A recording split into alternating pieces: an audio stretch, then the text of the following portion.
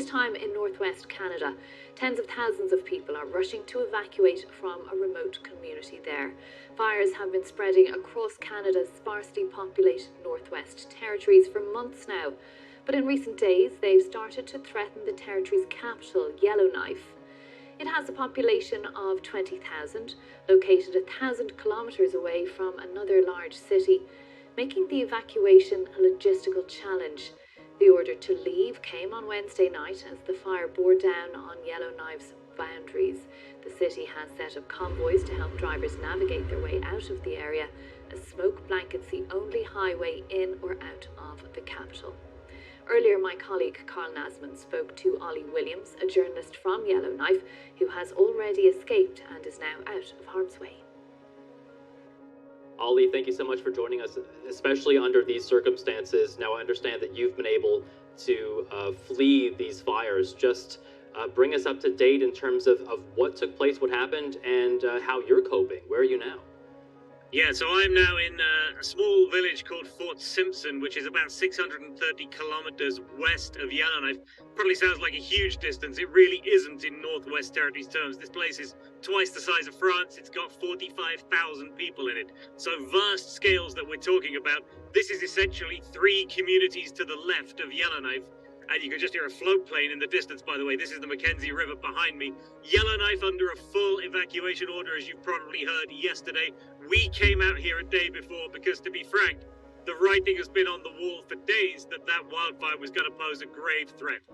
What were you seeing that led you to think, hey, I better get out of here even a day before the official evacuation order takes place? Well, I'm the editor of Cabin Radio, a website covering the Northwest Territories. And I'll shout over the floodplain in the background here. We did an interview with a gentleman named John Valiant, who spent 7 years studying wildfires in Fort McMurray that took place in 2016. And John Valiant described to me how authorities in Fort McMurray in 2016 underestimated the strength of 21st century wildfire. He said he saw a lot of echoes in Yellowknife, and I have to be frank with you, it's one of those things as a journalist. I got 5 minutes into that interview and thought to myself, what am I still doing here? Just walk us through the situation in the area in general, because Yellowknife isn't the only area, of course, that's being evacuated. Several other communities have had to flee. There are many different blazes there. Give us a picture of what's taking place in the Northwest Territories. Okay, so there's a huge lake called Great Slave Lake. Yellowknife is on the top of it. Then at the other side of that lake, it's a very large lake, you have 2 communities called Fort Smith and Hay River. Together, they've got about 7,000 people in them. On Saturday and Sunday last weekend, they were both told to evacuate. Thousands of people fleeing down the highway to Alberta, where they still are. We have no timeline for when people might be able to get back to those communities. There hasn't even been any communications in those communities. There's no internet. No landline, no cell phones. There hasn't been for days and days now. And we've just heard in the last couple of hours here that the community of Kakiza, it's a tiny community, it's only 36 people, but they've been told they've got to flee as well. Evacuation order getting them west to this community, actually, Fort Simpson, which will be an evacuation center for them. So we've got 7 or 8 different communities under evacuation orders right now. Wow. More than half the territory's population is out of their homes. And what's fueling these blazes? Well, that's a good question. Climate change is fueling them. It's the boreal forest in Canada. It's an extremely flammable, combustible landscape in the first place. Part of that is natural. Forest fires are not an artificial phenomenon. Sure, they could be human-caused, but the vast majority are not. They're caused by things like lightning. They happen all the time. They have done since time immemorial. The boreal forest catches fire. It's what it does.